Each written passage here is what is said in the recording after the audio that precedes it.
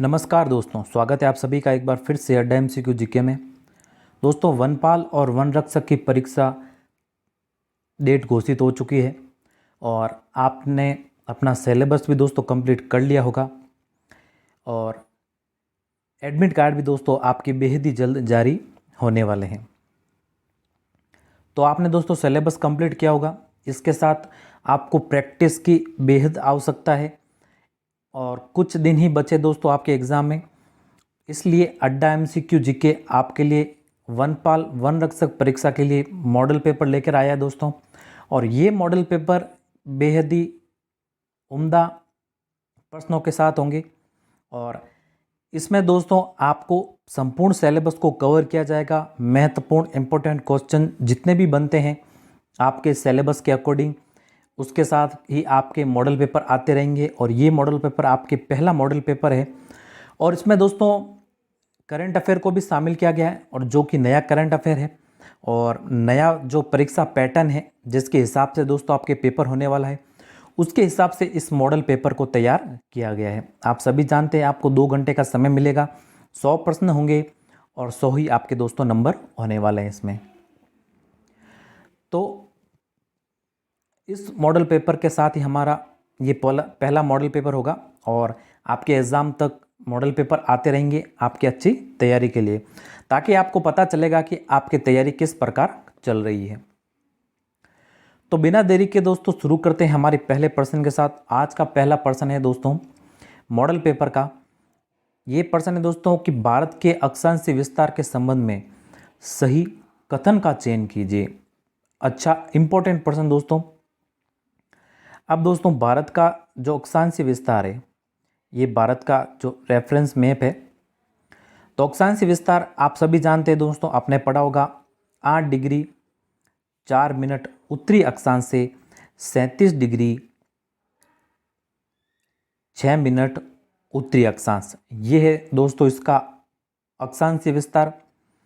और दोस्तों देशांतरी विस्तार के भी बारे में आपको जानकारी होनी चाहिए। देशांतरी विस्तार दोस्तों 68 डिग्री 7 मिनट पूर्वी देशांतर से 97 डिग्री 25 मिनट पूर्वी देशांतर। तो ये तो हो गया दोस्तों हमारे अक्षांश विस्तार और ये है देशांतरी विस्तार। हमें प्रश्न पूछा है किसके बारे में? अक्षांश विस्तार के बारे में। तो अक्षांश विस्तार है दोस्तों 8 डिग्री 4 मिनट उत्तरी अक्षांश से 37 डिग्री 6 मिनट उत्तरी अक्षांश। तो जो वो ऑप्शन है वो इसका राइट आंसर है। और देशांतर विस्तार के बारे में पूछे तो जो ये आपको स ऑप्शन दिख रहा है 68 डिग्री 7 मिनट पूर्वी देशांतर से 97 डिग्री 25 मिनट पूर्वी देशांतर, तो ब ऑप्शन इसका राइट आंसर है। 1 नंबर प्रश्न का ब ऑप्शन राइट आंसर है, ध्यान रखिएगा। अगला है हमारे 2 नंबर प्रश्न, नागरहोल नेशनल पार्क किस राज्य में है? तो दोस्तों जो भी नेशनल पार्क है, जितने भी नेशनल पार्क, उनको आप याद कर लीजिएगा, एक ना एक प्रश्न आपके जरूर आने वाला है। तो जो नागरहोल नेशनल पार्क है ये कहाँ पर है? ये है दोस्तों कर्नाटक में। कहाँ पर है? कर्नाटक में। ब ऑप्शन इसका राइट आंसर होगा। अगला है 3 नंबर प्रश्न, भारत में सबसे अधिक कौन सी मिट्टी पाई जाती है? तो भारत में दोस्तों सबसे अधिक जो मिट्टी है ये पाई जाती है जलोढ़ मिट्टी, जलोढ़ मृदा। स इसका राइट उत्तर होगा। अगला है कहाँ भागीरथी और अलकनंदा मिलकर गंगा बन जाती है? बेहद ही शानदार प्रश्न दोस्तों। ये आपके पंच प्रयाग जितने हैं हमारे उत्तराखंड में, उनसे संबंधित ये प्रश्न आया है। और जितने भी दोस्तों पंच प्रयाग है उन सभी को आप याद कर लीजिएगा, एक ना एक प्रश्न आपको देखने को जरूर मिल सकता है। ये दोस्तों एवरग्रीन प्रश्न है और जितने भी कोई भी एग्जाम होते हैं उनमें ऐसे प्रश्न दोस्तों देखने को जरूर मिलते हैं। तो इन पंच प्रयागों को और जो भी हमारे नेशनल पार्क है इनको और जो भी जल संधियाँ हैं इनको, ऐसे दोस्तों प्रश्न आप जरूर देख के जाएं एग्जाम में। तो हमारा प्रश्न की ओर आते हैं। तो प्रश्न है दोस्तों कहाँ भागीरथी और अलकनंदा मिलकर गंगा बन जाती है? तो जो पंच प्रयाग से दोस्तों ये प्रश्न आया है, तो जहाँ भागीरथी और अलकनंदा मिलती है उसे दोस्तों क्या कहते हैं? देव प्रयाग। और वहाँ पर ये क्या मिलकर बन जाती है? गंगा। तो जो ब ऑप्शन है वह इसका राइट आंसर है। अब हमारे पंच प्रयागों की बात करें तो पंच प्रयागों में दोस्तों सबसे पहले ध्यान रखिएगा विष्णु प्रयाग के बारे में। किसके बारे में? विष्णु प्रयाग के बारे में। विष्णु प्रयाग में दोस्तों अलकनंदा और कौन सी, धौली गंगा। धौली गंगा मिलने पर दोस्तों ये कौन सा, विष्णु प्रयाग बनता है। दूसरा जो है आपके नंद प्रयाग, इसके बारे में भी ध्यान रखिएगा। नंद प्रयाग, नंद प्रयाग में भी दोस्तों ध्यान रखिए, एक तो अलकनंदा और दूसरा आपके जो है नंदाकिनी, ये मिलकर नंद प्रयाग बनाती है। और अगला जो है हमारे यहाँ ऑप्शन में दे रखा है कर्ण प्रयाग। कर्ण प्रयाग में भी दोस्तों ध्यान रखिएगा, जहाँ पर कर्ण प्रयाग बनता है ये है दोस्तों अलकनंदा और पिंडर नदी, ये मिलकर दोस्तों बनाती है कर्ण प्रयाग। और एक ध्यान रखिएगा रुद्र प्रयाग। रुद्र प्रयाग दोस्तों अलकनंदा और मंदाकिनी, अलकनंदा और मंदाकिनी मिलकर बनाती है रुद्र प्रयाग।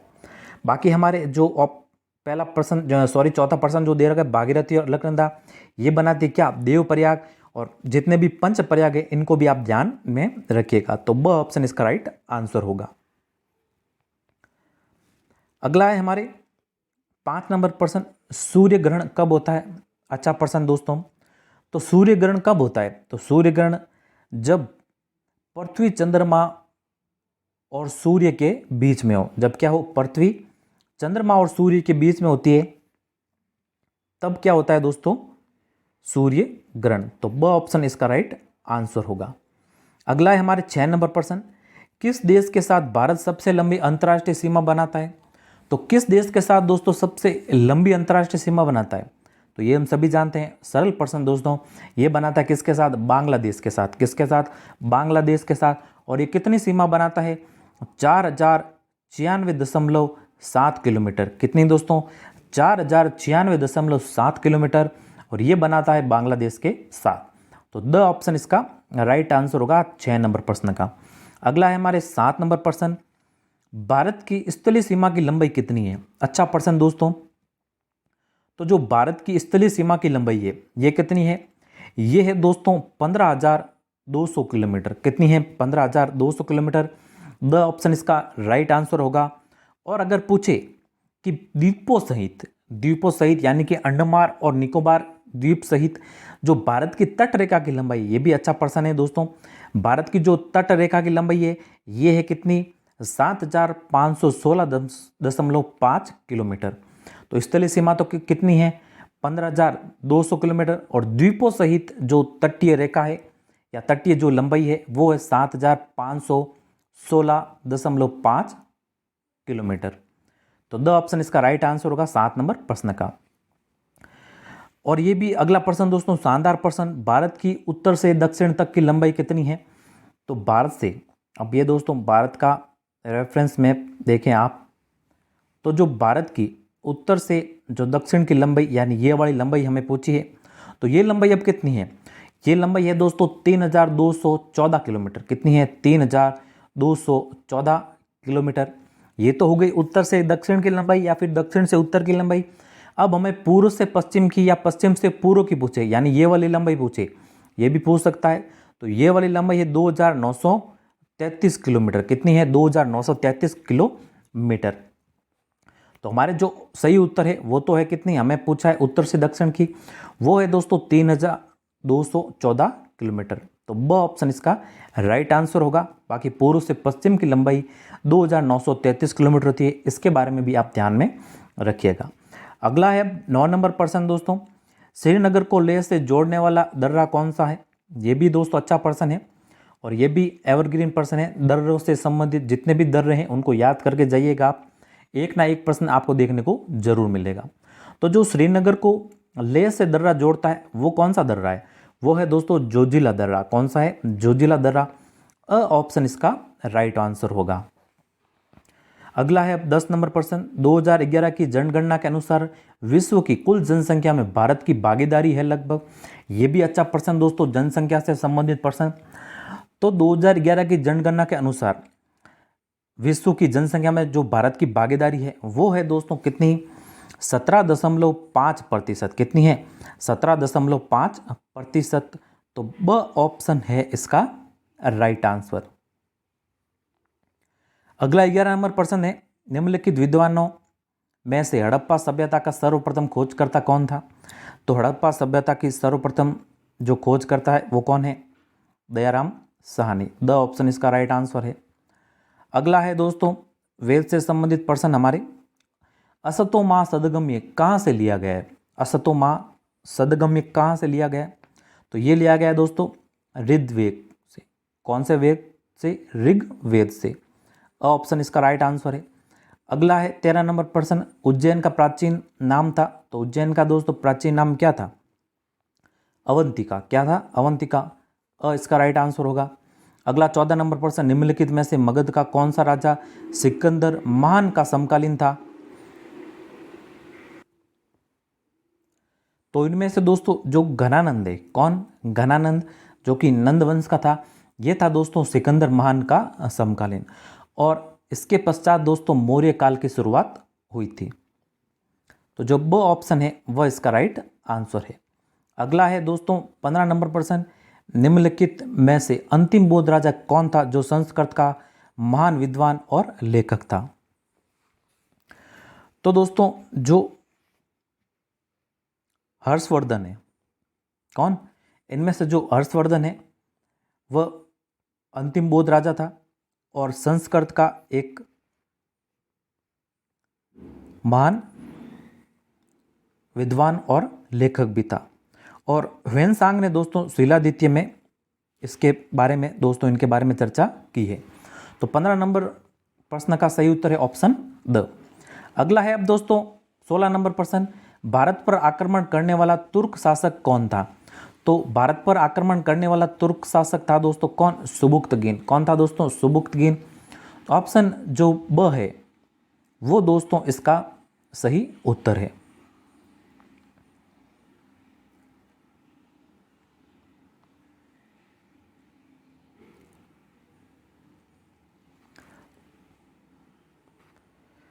अब अगला प्रश्न है दोस्तों 17 नंबर प्रश्न, ऋग्वैदिक काल में आजीवन अविवाहित रहने वाली स्त्री को कहा जाता था? यह भी अच्छा प्रश्न दोस्तों। तो जो आजीवन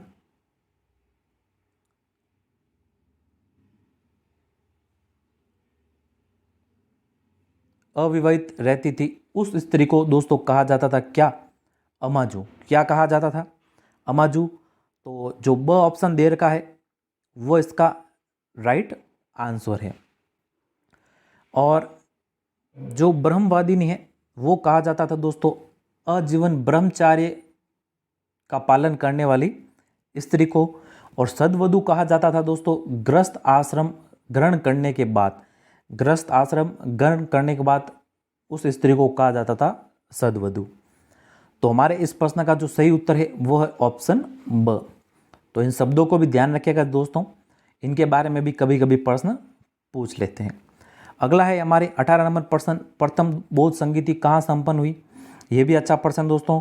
तो प्रथम जो बौद्ध संगीति है वो संपन्न हुई दोस्तों कहाँ पर? राजगृह में। कहाँ पर संपन्न हुई? राजगृह में। तो जो द ऑप्शन दे रखा है वो इसका राइट आंसर है। और ये संपन्न हुई दोस्तों 483 ईसा पूर्व में। 483 ईसा पूर्व में दोस्तों प्रथम बौद्ध संगीति संपन्न हुई। और उस समय दोस्तों जो शासक था वो था अजातशत्रु। कौन था? अजातशत्रु। और ये दोस्तों मगध के अर्यक वंश का शासक था। कौन सा शासक था? मगध के अर्यक वंश का।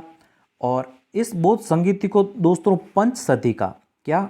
पंचसती का भी कहा जाता है, क्योंकि आप इसमें 5 भिक्षु थे। इस संगीति में दोस्तों 500 भिक्षु थे, इसलिए पंचसती का इसे कहा जाता है। पंच यानी 5, सती का यानी 100, यानी 500 इसमें भिक्षु थे दोस्तों, इसलिए इस बौद्ध संगीति को पंचसती का भी कहा जाता है। और इसमें शासक था अजातशत्रु जो कि मगध के हर्यक वंश का था। और 483 ईसा पूर्व में ये दोस्तों बौद्ध संगीति राजगृह में संपन्न हुई थी। तो द ऑप्शन इसका राइट आंसर होगा। अगला प्रश्न दोस्तों 19 नंबर प्रश्न, अच्छा प्रश्न, सूर्य के संगठन में सहायक गैस है। तो ये भी अच्छा प्रश्न दोस्तों। तो सूर्य के संगठन में जो सहायक गैस है यानी सूर्य में जो गैस हैं वो है मुख्यतः दोस्तों हाइड्रोजन और हीलियम। कौन सी है? हाइड्रोजन और हीलियम। तो दो ऑप्शन इसका राइट आंसर होगा। अगला है अब 20 नंबर प्रश्न, गुहिल वंश का आदि पुरुष किसे माना जाता है? तो ये भी अच्छा प्रश्न दोस्तों, बताइए आप भी, आपकी तैयारी किस प्रकार से चल रही है? ये भी अच्छा प्रश्न दोस्तों। तो जो गुहिल वंश का आदि पुरुष है वो माना जाता है किसको दोस्तों? गुहादित्य को। किसको? गुहादित्य को। तो हमारे जो ब ऑप्शन दे रखा है वो इसका राइट आंसर है। और दोस्तों इन्हें मेवाड़ के गुहिल वंश का आदि पुरुष माना जाता है। और इन्होंने दोस्तों 567 ईस्वी में, कब? 567 ईस्वी में गुहिल वंश की स्थापना की थी। किस वंश की? गुहिल वंश की स्थापना इन्होंने की थी 567 ईस्वी में। ध्यान रखिएगा। तो गुहिल वंश का आदि पुरुष कहा जाता है गुहादित्य को। तो ब ऑप्शन इसका राइट आंसर होगा 20 नंबर प्रश्न का। अगला प्रश्न है अब दोस्तों, हुर्डा सम्मेलन 1734 की अध्यक्षता किसने की? अच्छा प्रश्न दोस्तों ये भी। तो जो हुर्डा सम्मेलन हुआ था 1734 में, तो दोस्तों जो इसकी अध्यक्षता है वो किसने की थी? वो की थी दोस्तों किसने? महाराणा जगत सिंह द्वितीय ने। किसने की थी? महाराणा जगत सिंह द्वितीय ने। और जो ये हुर्डा सम्मेलन है, ये हुर्डा नामक स्थान जो कि दोस्तों कहाँ पर? भीलवाड़ा में, जो कि भीलवाड़ा में। और यहाँ पर दोस्तों भीलवाड़ा में 17 जुलाई, कब?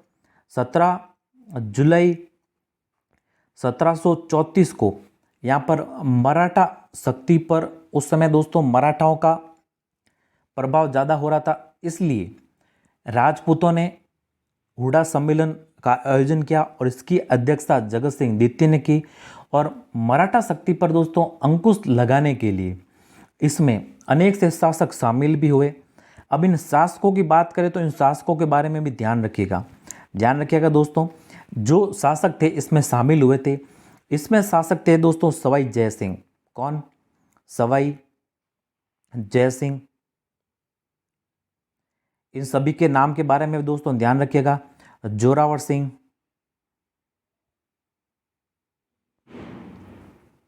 दुर्जन साल और दोस्तों अभय सिंह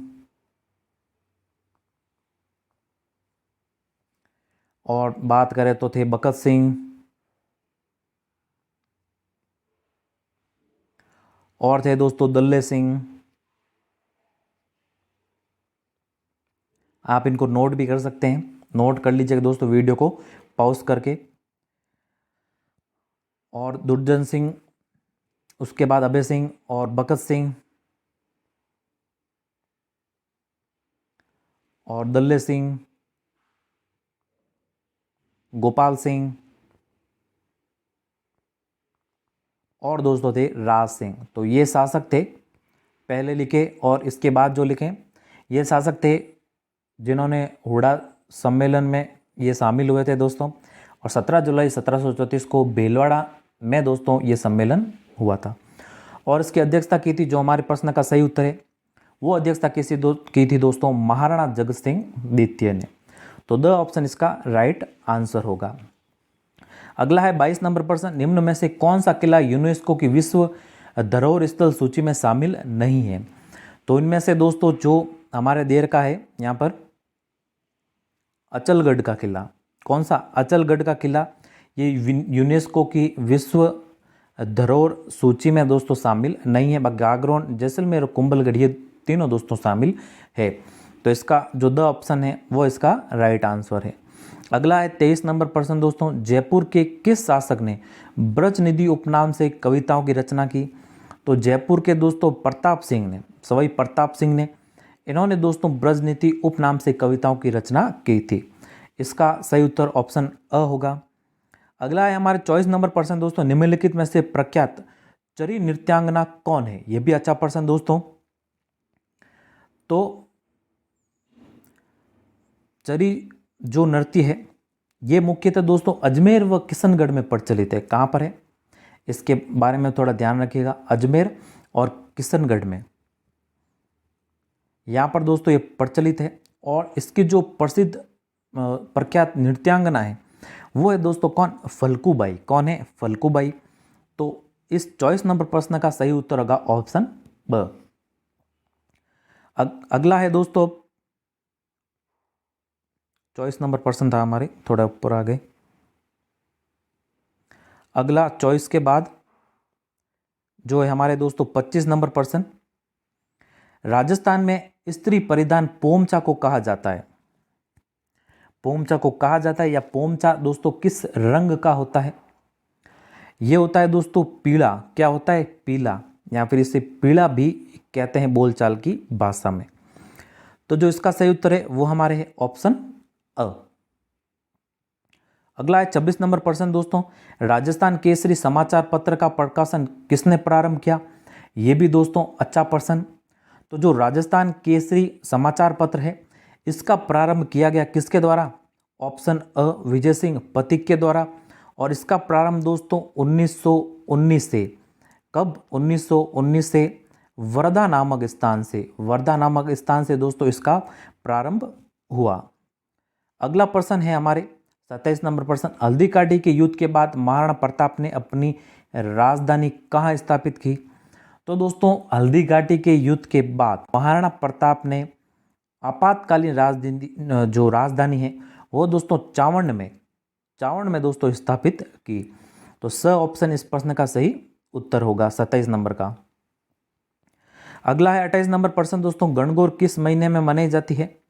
तो जो गणगौर है वो दोस्तों मनाई जाती है किस महीने में? चैत्र मास में। कब मनाई जाती है दोस्तों? चैत्र मास में। और चैत्र मास में भी कब? चैत्र शुक्ल तृतीया को। कब दोस्तों? चैत्र शुक्ल तृतीया को मनाई जाती है। तो अच्छा प्रश्न है दोस्तों। और ध्यान रखिएगा ये होली के एक पखवाड़े के बाद, एक पखवाड़ा दोस्तों यानी 15 दिनों के बाद आने वाला एक त्योहार है। तो जो हमारे द ऑप्शन है इस प्रश्न का 28 नंबर का वो इसका राइट आंसर होगा। अगला प्रश्न है 29 नंबर प्रश्न दोस्तों, सैंधव सभ्यता के किस स्थल से जुते हुए खेत के प्रमाण मिले हैं? तो सैंधव सभ्यता के किस स्थल से जुते हुए खेत के प्रमाण मिले? तो दोस्तों ये मिले हैं कहां से? कालीबंगा से। कहां से मिले दोस्तों? कालीबंगा से। और कालीबंगा कहां पर है दोस्तों? यह है राजस्थान के हनुमानगढ़ जिले में।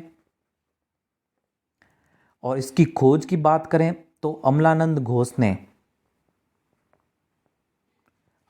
घोष ने दोस्तों इसकी कालीबंगा की खोज की थी। और जो कालीबंगा का शाब्दिक अर्थ है वो होता है काले रंग की चूड़ियां। अगला है 30 नंबर प्रश्न, ऊषा मस्जिद कहाँ स्थित है? तो दोस्तों ऊषा मस्जिद कहाँ पर है? ये है दोस्तों बयाना, जो कि भरतपुर में है। कहाँ पर है? बयाना भरतपुर में। और ये पहले दोस्तों ऊषा मंदिर था, लेकिन यहाँ पर इसको तोड़ दिया गया और मस्जिद बनाया गया। लेकिन महाराजा सूरजमल ने मस्जिद को तोड़कर पुनः मंदिर का निर्माण करवाया। तो जो दो ऑप्शन है दोस्तों हमारे, दो ऑप्शन बयाना भरतपुर में है ऊषा मस्जिद। अगला 31 नंबर प्रश्न है दोस्तों, 1857 के विद्रोह की शुरुआत के समय उदयपुर में ब्रिटिश रेजिडेंट या फिर जैसे एजेंट कहते हैं वो कौन था? तो 1857 के क्रांति के समय दोस्तों उदयपुर का जो एजेंट है वो था दोस्तों कौन? Captain showers. कौन था? Captain showers. तो द ऑप्शन इसका सही उत्तर होगा। बर्टन के बारे में ध्यान रखिएगा। बर्टन था दोस्तों कहाँ का? कोटा का पॉलिटिकल एजेंट था। कहाँ का था? कोटा का। तो द ऑप्शन इसका राइट आंसर 31 नंबर प्रश्न का। अगला है दोस्तों कू क्या है? तो ये जनजाति से संबंधित है दोस्तों। तो यहाँ पर जो भी थोड़े थोड़े शाब्दिक अर्थ थे इनको ध्यान रखिएगा। तो कू है दोस्तों भील जनजाति का जो घर होता है उसे कहते हैं कू। स ऑप्शन इसका सही उत्तर है। अगला है 33 नंबर प्रश्न, पृथ्वीराज तृतीय और मोहम्मद गौरी के मध्य कितने युद्ध लड़े गए थे? वैसे तो दोस्तों इनके मध्य जो युद्ध हुए थे, जो मुख्यतः युद्ध थे वो युद्ध थे दोस्तों, दो युद्ध थे। कौन से थे? दो युद्ध। और ये दो युद्ध दोस्तों, जो पहला है तराइन का प्रथम युद्ध, Tarain first battle of Tarain, ये हुआ था दोस्तों 1191 ईस्वी में। और दूसरा है तराइन का द्वितीय युद्ध ये हुआ था दोस्तों 1192 में, एक साल पश्चात। पहले में तो दोस्तों पृथ्वीराज तृतीय की विजय हुई थी, लेकिन दूसरे में दोस्तों ये पराजित हुए थे। तो इनके मध्य जो युद्ध हुए वो थे दोस्तों 2 ऑप्शन स। और उनके पराजय में दोस्तों जो जयचंद है, जयचंद दोस्तों मिल गए थे मोहम्मद गौरी के साथ, इस कारण से दोस्तों इनको पराजय का सामना करना पड़ा। अगला है हमारे 34 नंबर प्रश्न, निम्नलिखित में से कौन सा पुरातात्विक स्थल और उत्खननकर्ता सुमेलित नहीं है। तो पहला दोस्तों आड़ के उत्खननकर्ता ये एच.डी. सांकलिया है, ये सही है दोस्तों। ओजियाना के केनपुरी नहीं है, ओजियाना के दोस्तों केनपुरी नहीं, इसके है दोस्तों बी.आर. मीणा, बी.आर. मीणा और आलोक त्रिपाठी। और कौन? आलोक त्रिपाठी। और दोस्तों इन्होंने 1999 से 2000 के मध्य इसका उत्खनन किया था। और बैराट के डी.आर. साहनी है, ये भी सुमेलित है। बागोर के वी.एन. मिश्र है, ये भी सुमेलित है। तो ओजियाना के हैं वो केनपुरी नहीं है। इसके है दोस्तों जो उत्खननकर्ता वो है बी.आर. मीणा और आलोक त्रिपाठी। और आड़ के बारे में भी थोड़ा ध्यान में रखिएगा दोस्तों। आड़ के जो उत्खननकर्ता है एच.डी. सांकलिया, इन्होंने दोस्तों तीसरी बार इसका उत्खनन किया था। इससे पहले 2 व्यक्तियों ने इसका उत्खनन कर दिया था। तीसरी बार दोस्तों इन्होंने उत्खनन इसका 1961 में किया था आड़ का। और सबसे पहले अक्षय कीर्ति व्यास ने दोस्तों 1953 में इसका उत्खनन किया। दूसरी बार आर.सी. अग्रवाल ने यानी रतन चंद्र अग्रवाल ने 1956 में इसका उत्खनन किया था। तो जो ब ऑप्शन है वो इसका राइट आंसर है, इसका ये सुमेलित नहीं है। ओजियाना के जो उत्खनन करता है, इसके उत्खनन करता है बी.आर. मीणा और आलोक त्रिपाठी। अगला है 35 नंबर प्रश्न, ये भी अच्छा प्रश्न दोस्तों। लोक देवता गोगा जी किस शासक के समकालीन थे। तो जो लोक देवता गोगा जी है, जिनका जन्म ददरेवा चूरू में हुआ था, इनके दोस्तों जो समकालीन है वह है जो समकालीन थे महमूद गजनवी। कौन दोस्तों? महमूद गजनवी। तो इसमें से जो हमारे ऑप्शन स है वो इसका राइट आंसर है।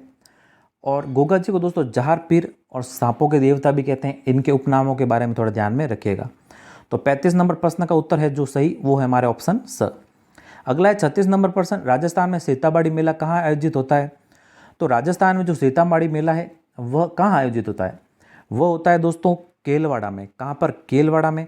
ऑप्शन स इसका राइट आंसर है। और केलवाड़ा ना आए, कभी 12 आ जाए तो भी ध्यान रखिएगा, 12 में आयोजित होता है। कब आयोजित होता है? ये होता है दोस्तों ज्येष्ठ अमावस्या को। कब? ज्येष्ठ अमावस्या को ये मेला आयोजित होता है, ज्येष्ठ अमावस्या को, जिसे बड़ी अमावस भी कहते हैं। तो केलवाड़ा में सीताबाड़ी का मेला आयोजित होता है जो कि 12 जिले में स्थित है। तो ऑप्शन स इसका राइट आंसर होगा 36 नंबर प्रश्न का। अगला है हमारे 37 नंबर प्रश्न, अधोलिखित में से वाद्य यंत्र का, यहाँ पर दे रखा है दोस्तों, एक तरफ तो दे रखे हैं वाद्य यंत्र और एक तरफ दे रखे हैं यहाँ पर दे रखे हैं वाद्य यंत्र के प्रकार और एक तरफ दे रखे हैं हमारे वाद्य यंत्र। तो कौन सा है जो असंगत है? तो जो इकतारा है,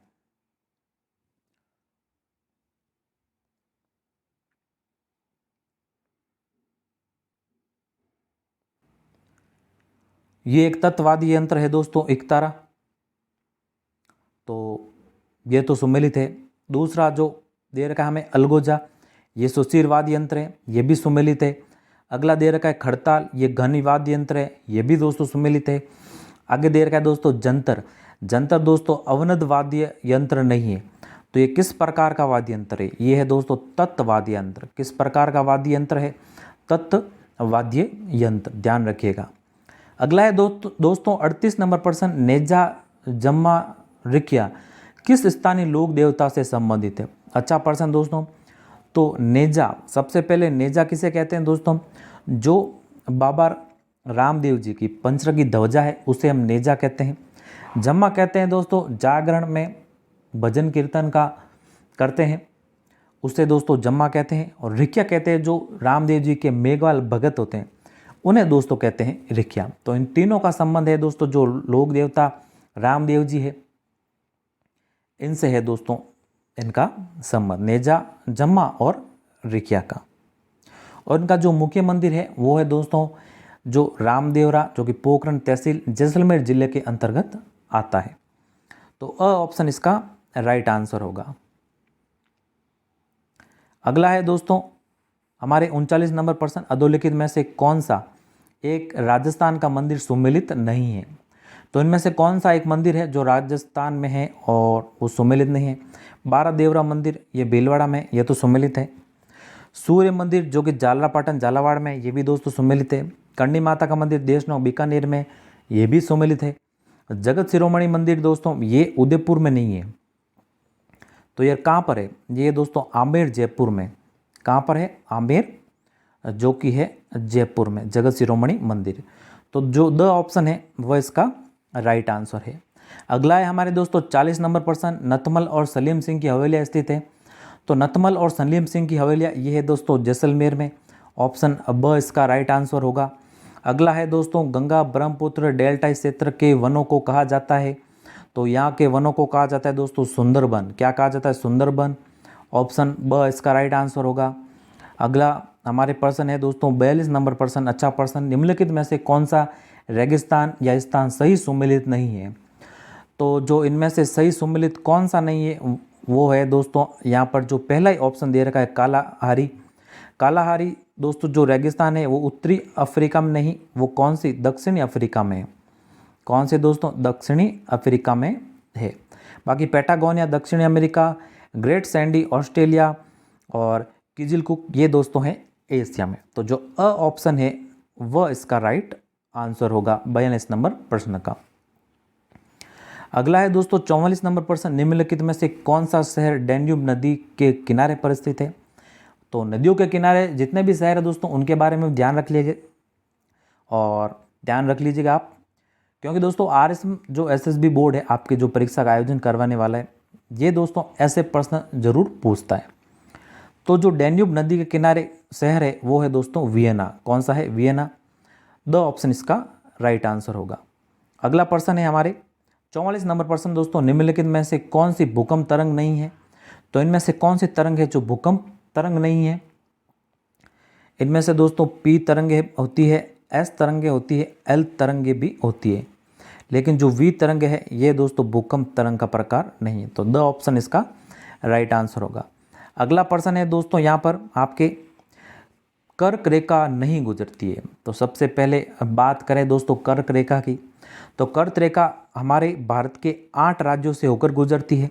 इन 8 राज्यों की बात करें तो सबसे पहले दोस्तों गुजरात, फिर दोस्तों प्रवेश होता है इसका राजस्थान में, फिर दोस्तों MP यानी मध्य प्रदेश में, फिर दोस्तों छत्तीसगढ़ में, इसके पश्चात इसका प्रवेश दोस्तों झारखंड में, फिर दोस्तों पश्चिम बंगाल में यानी वेस्ट बंगाल, फिर त्रिपुरा में और फिर दोस्तों मिजोरम में। तो इनके क्रम को भी ध्यान रखिएगा दोस्तों। तो ये पश्चिम से ये पूर्व का क्रम है। किससे, पश्चिम से ये पूर्व का क्रम है और पूर्व से पश्चिम भी पूछे तो भी इनका ध्यान रखिएगा, पूछ भी सकते हैं। तो कर्क रेखा इनमें से दोस्तों यहाँ पर पश्चिम बंगाल हमारे दे रखा है, तो पश्चिम बंगाल से तो गुजरती है। गुजरात दोस्तों दे रखा है, गुजरात से भी गुजरती है। मध्य प्रदेश दे रखा है दोस्तों, मध्य प्रदेश से भी गुजरती है। ओडिशा इसमें किसी में नहीं दे रखा, तो ओडिशा दोस्तों, ओडिशा से कर्क रेखा नहीं गुजरती। भारत के 8 राज्यों से ये गुजरती है। तो द ऑप्शन इसका राइट आंसर होगा। अगला नंबर प्रश्न है दोस्तों हमारे 46 नंबर, निम्नलिखित में से किस जिले में अंतर्राष्ट्रीय और अंतर्राज्यीय सीमा दोनों है। तो इनमें से कौन सा जिला है राजस्थान का जो अंतर्राष्ट्रीय सीमा भी बनाता है और अंतर्राज्यीय सीमा भी बनाता है। तो सबसे पहले दोस्तों बात करें अंतर्राष्ट्रीय सीमा की, तो राजस्थान है जो हम जानते हैं हमारे पड़ोसी जो मुल्क देश है पाकिस्तान, उसके साथ दोस्तों राजस्थान सीमा बनाता है अंतर्राष्ट्रीय सीमा। और जो अंतर्राज्यीय सीमा है वो अनेक से राज्यों के साथ बनाता है। तो इनमें से दोस्तों जो जिला है बाड़मेर, कौन सा, बाड़मेर जिला, ये पाकिस्तान के भी साथ सीमा बनाता है, ये बनाता है अंतर्राष्ट्रीय सीमा इसके साथ। और गुजरात के साथ भी दोस्तों ये सीमा बनाता है, जो कि अंतर्राज्यीय सीमा बनाता है। तो ब ऑप्शन इसका राइट आंसर होगा। अगला प्रश्न है दोस्तों 47 नंबर प्रश्न, सोरसन घास के मैदान किस जिले में स्थित है? तो सोरसन जो घास के मैदान है वो है दोस्तों कौन से जिले में? बारां जिले में। स ऑप्शन इसका राइट आंसर है। अगला 48 नंबर प्रश्न है, निम्नलिखित में से कौन सा खनिज और उत्पादन जिला, यानी यहाँ पर तो दे रखे खनिज, यहाँ पर दे रखे इसके उत्पादन जिले सही सुमेलित नहीं है के बारे में पूछा है। ध्यान रखिएगा, नहीं कौन सा है यहाँ पर? तो टंगस्टन जो कि नागौर में होता है, तो ये तो सुमेलित है। गार्नेट होता है यहाँ पर आपके टोंक में। और फेल्सपार दोस्तों ये आपके उदयपुर में नहीं, ये मुख्यतः अजमेर में, कुछ जयपुर में, थोड़ा बहुत पाली में, प्रतापगढ़ और दोस्तों 12 जिलों में इसका उत्पादन होता है। किसका? फेल्सपार का। बाकी आपके जो वॉलेस्टोनाइट दे रखा है ये दोस्तों सिरोही में उत्पादित होता है। तो जो स ऑप्शन है वह इसका राइट आंसर है। अगला है दोस्तों 49 नंबर प्रश्न, राष्ट्रीय ऊंट अनुसंधान केंद्र कहाँ स्थित है? राष्ट्रीय ऊंट अनुसंधान केंद्र कहाँ पर स्थित है? अच्छा प्रश्न दोस्तों, ये है दोस्तों बीकानेर में। कहाँ पर है? बीकानेर।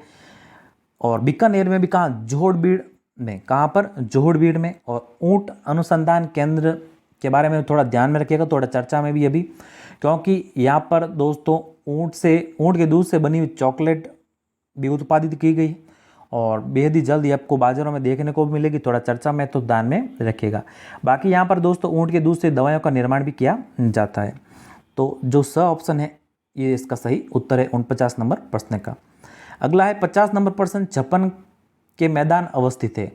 तो छप्पन के मैदान कहाँ अवस्थित है दोस्तों? ये है दोस्तों प्रतापगढ़ और बांसवाड़ा में।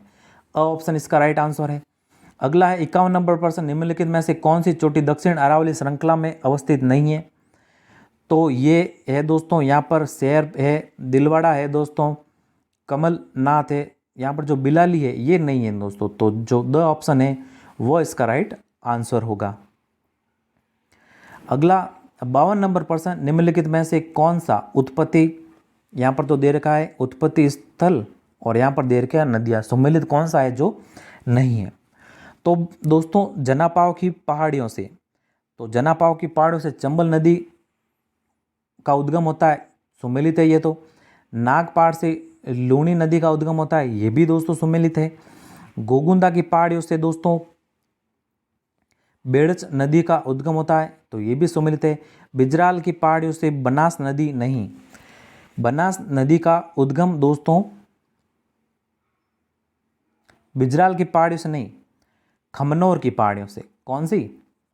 खमनोर की पहाड़ियों से इसका उद्गम होता है। तो जो द ऑप्शन है ये इसका राइट आंसर है। अगला है 53 नंबर प्रश्न, निम्नलिखित में से कौन सा संरक्षण रिजर्व जिला या फिर जिले सही सुमेलित नहीं है?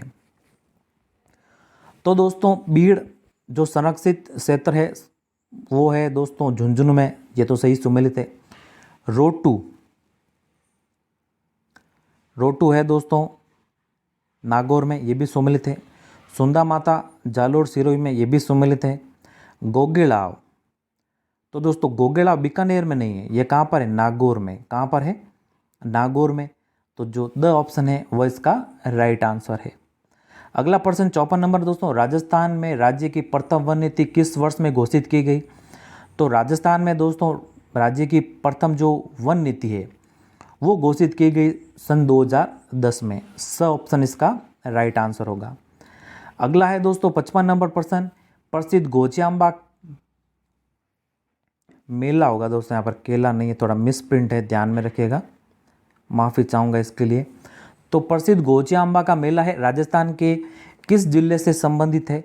तो प्रसिद्ध गोचियांबा का मेला दोस्तों राजस्थान के जो बांसवाड़ा जिला है इससे ये दोस्तों संबंधित है। बांसवाड़ा जिले में इसका आयोजन होता है चैत्र अमावस्या को। कब? चैत्र अमावस्या को। तो जो द ऑप्शन है वह इसका राइट आंसर होगा। अगला है 56 नंबर प्रश्न दोस्तों, कपिल मुनि का मेला लगता है। तो कपिल मुनि का मेला लगता है दोस्तों कहाँ पर? कोलायत में। कहाँ पर? कौलायत बीकानेर में कब लगता है? कार्तिक पूर्णिमा को। कब लगता है? कार्तिक पूर्णिमा को। तो जो ब ऑप्शन है वह इसका राइट आंसर होगा। अगला हमारे 57 नंबर प्रश्न, कछवा वंश का प्रथम शासक जिसने अकबर की अधीनता स्वीकार की। तो जो बिहारी मल है, और इन्हें हम दोस्तों बारमल के नाम से भी जानते हैं। इनमें से दोस्तों जो बिहारी मल, जिन्हें हम बारमल के नाम से भी जानते हैं, इन्होंने दोस्तों कछवाहा वंश के ये पहले शासक है जिन्होंने अकबर की अधीनता स्वीकार की। तो दोस्तों बिहारी मल या फिर जिन्हें हम बारमल भी कहते हैं, इन्होंने दोस्तों अकबर की अधीनता स्वीकार की। तो द ऑप्शन है इसका राइट आंसर। अगला है रामगढ़ विस्तारी टाइगर रिजर्व राजस्थान का कौन सा टाइगर रिजर्व बना है? अब यहाँ से दोस्तों हमारे करंट अफेयर के प्रश्न शुरू होते हैं। तो जो रामगढ़ विस्तारी टाइगर रिजर्व है ये बना है दोस्तों कौन सा? राजस्थान का टाइगर रिजर्व बना है ये चौथा। तो स ऑप्शन इसका राइट आंसर होगा। अगला प्रश्न है दोस्तों, इंदिरा गांधी मातृत्व पोषण योजना 1 अप्रैल 2022 से संपूर्ण राजस्थान में लागू हुई, जिसके तहत दूसरी संतान पर कितनी वित्तीय सहायता प्रदान की जाती है? तो दोस्तों इंदिरा गांधी मातृत्व पोषण योजना के तहत दूसरी संतान की प्राप्ति पर 6,000 की राशि प्रदान की जाती है। और एक ध्यान रखिएगा दोस्तों, एक है वंदना योजना जिसमें दोस्तों प्रथम संतान पर 5,000 की राशि प्रदान की जाती है। तो इसका तो सही उत्तर है जो हमारे ऑप्शन स, इंदिरा गांधी मातृत्व पोषण योजना के तहत 6,000 की वित्तीय राशि या वित्तीय सहायता प्रदान की जाती है। अगला है हमारे 60 नंबर प्रश्न, 15 मई 2022 को देश के नए मुख्य चुनाव आयुक्त बने हैं। तो दोस्तों 15 मई 2022 को जो देश के नए मुख्य चुनाव आयुक्त बने हैं वे बने हैं दोस्तों कौन?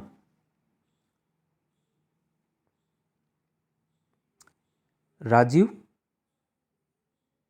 कुमार। ऑप्शन इसका राइट आंसर है। ये बने 25वें, कौन से 25वें? और सुशील चंद्रा का इन्होंने स्थान लिया है। किसका स्थान लिया दोस्तों? यहाँ पर जो दे रखे हैं वह ऑप्शन में सुशील चंद्रा का। और आप जानते होंगे कि मुख्य जो चुनाव आयुक्त होते हैं इनका जो कार्यकाल है वो होता है या तो 6 वर्ष या 65 वर्ष, जो भी पहले हो। तो अ ऑप्शन इसका राइट आंसर होगा। अगला प्रश्न है 61 नंबर प्रश्न, भारतीय सेना की पहली लड़ाकू विमान चालक महिला बनी। तो भारतीय सेना की जो पहली लड़ाकू विमान चालक महिला बनी है वो बनी है कैप्टन अभिलाषा बराक। ऑप्शन इसका राइट आंसर होगा। अगला प्रश्न है हमारे 62 नंबर प्रश्न दोस्तों, 1 मई 2022 के नए उपाध्यक्ष बने हैं। तो 1 मई 2022 को जो नीति आयोग के नए उपाध्यक्ष बने हैं वे कौन बने दोस्तों? वे बने हैं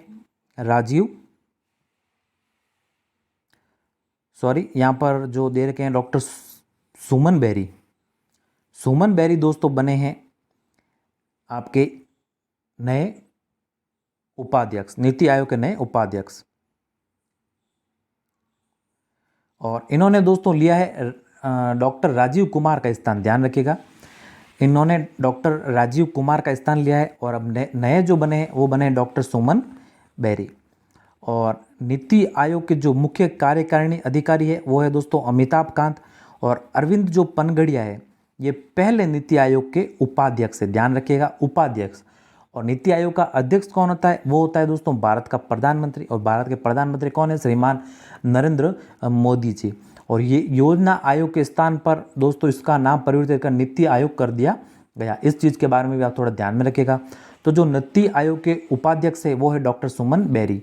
और इन्होंने राजीव कुमार का स्थान लिया है। और अरविंद पनगड़िया है पहले नीति आयोग के उपाध्यक्ष है, ध्यान रखिएगा।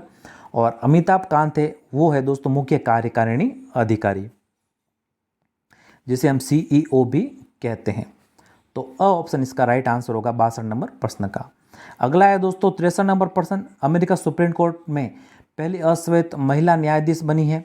तो अमेरिकी सुप्रीम कोर्ट में दोस्तों जो पहली महिला अश्वेत न्यायाधीश बनी है वो है केतनजी ब्राउन जैक्सन। ऑप्शन इसका राइट आंसर है। अगला है दोस्तों 64 नंबर प्रश्न, स्पेस एक्स कंपनी के संस्थापक एलन मस्क ने किस सोशल मीडिया कंपनी का अधिग्रहण कर लिया?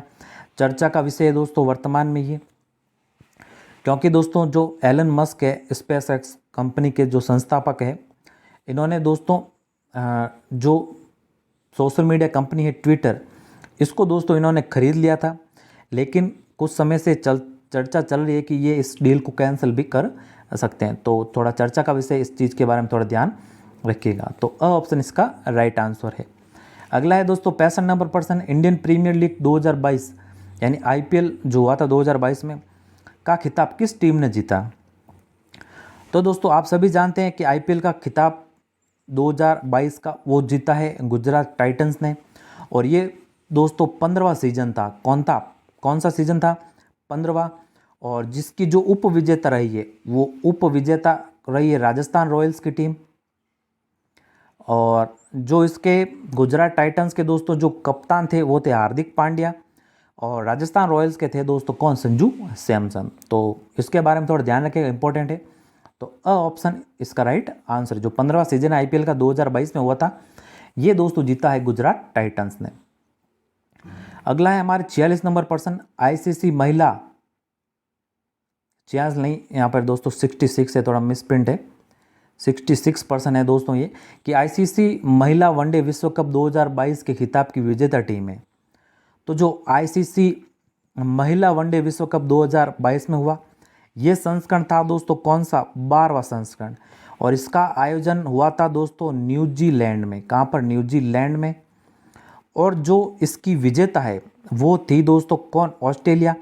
और जो इसकी उप विजेता बनी वो बनी दोस्तों इंग्लैंड। तो ब ऑप्शन इसका राइट आंसर होगा। अगला है दोस्तों हमारे 67%, 67वां प्रश्न दोस्तों, किस भारतीय लेखिका को उपन्यास टॉम ऑफ सैंड ने अंतर्राष्ट्रीय बुकर पुरस्कार 2022 प्रदान किया गया? तो ये किस लेखिका को प्रदान किया गया दोस्तों? गीतांजलि मिश्रा को। ध्यान रखिएगा, बुकर पुरस्कार, अंतर्राष्ट्रीय बुकर पुरस्कार 2022 टॉम ऑफ सैंड उपन्यास के लिए गीतांजलि मिश्रा को प्रदान किया गया। तो लेखक के बारे में पूछ सकते हैं दोस्तों कि टॉम ऑफ सैंड उपन्यास के लेखिका कौन है या लेखक कौन है? तो ये इसकी गीतांजलि मिश्रा। और अंतर्राष्ट्रीय बुकर पुरस्कार के बारे में भी पूछे तो 2022 की, तो ये गीतांजलि मिश्रा को प्रदान किया गया। अगला है दोस्तों 68वां प्रश्न, वर्ष 2022 का थॉमस कप का खिताब किस देश ने जीता? तो दोस्तों किस देश ने जीता? ये जीता है दोस्तों भारत ने। ब ऑप्शन इसका राइट आंसर है। अगला 69% है दोस्तों, भारत के पहले अमृत सरोवर का उद्घाटन कहाँ किया गया? तो भारत के जो पहले अमृत सरोवर है, इसका उद्घाटन दोस्तों किया गया कहाँ पर? यूपी में। कहाँ पर किया गया? यूपी में। ऑप्शन इसका राइट आंसर होगा। अगला है दोस्तों 70 नंबर प्रश्न, देश का पहला ग्रीनफील्ड अनाज आधारित इथेनॉल संयंत्र कहाँ स्थापित किया गया? तो ग्रीनफील्ड आधारित अनाज इथेनॉल संयंत्र जो है, ये दोस्तों स्थापित किया गया कहाँ पर? बिहार में। कहाँ पर? बिहार में। तो द ऑप्शन इसका राइट आंसर होगा। अब अगला प्रश्न है दोस्तों, अब यहाँ से हमारे साइंस के प्रश्न स्टार्ट होते हैं थोड़े, और करंट अफेयर भी थोड़ा ध्यान रखिएगा दोस्तों, फोकस रखिएगा। करंट अफेयर के आपके लगभग 10 प्रश्न पूछे जा सकते हैं एग्जाम में, तो अच्छा है कि आप वार्षिकांक लाएं कोई भी, या फिर खास तौर पे ध्यान रखिए मूमल का आप ला सकते हैं वार्षिकांक। उसको दोस्तों अभी भी समय है थोड़ा, तो अभी करंट अफेयर आप पढ़ सकते हैं, ज़्यादा समय नहीं लगेगा इसमें। तो जो मूमल का वार्षिकांक है वो लेकर आइए, उसको दोस्तों पढ़ते रहिए, उसमें से आपके प्रश्नों की आने की पूरी संभावना रहेगी। तो अगला प्रश्न दोस्तों, जो हमारे साइंस के प्रश्न शुरू होते हैं हमारे यहाँ पर, 24 घंटों के दौरान ऐसा कौन सा समय होता है जब पौधा ना तो O2 छोड़ता है ना ही CO2? वह समय कौन सा होता है? तो वह समय होता है दोस्तों जब सूरज ढल जाता है, वो होता है सांध्य प्रकाश का समय। द ऑप्शन इसका राइट आंसर है। अगला है दोस्तों 72 नंबर प्रश्न, जब चंद्रमा क्षितिज के समीप होता है तो किसके कारण बड़ा दिखाई देता है? तो जब चंद्रमा दोस्तों यहाँ पर क्षितिज के समीप होता है तो ये बड़ा दिखाई देता है दोस्तों वायुमंडलीय अपवर्तन के कारण। तो द ऑप्शन इसका राइट आंसर होगा। अगला 73 नंबर प्रश्न दोस्तों, एक स्वस्थ वयस्क पुरुष में हीमोग्लोबिन की सामान्य मात्रा लगभग कितनी होती है? तो हीमोग्लोबिन की जो सामान्य मात्रा है 13 से 18 ग्राम प्रति 100 मिली रक्त में। तो ब ऑप्शन इसका राइट आंसर होगा। अगला प्रश्न दोस्तों 74 नंबर प्रश्न, अच्छा प्रश्न ये भी, निम्न को मिलाइए।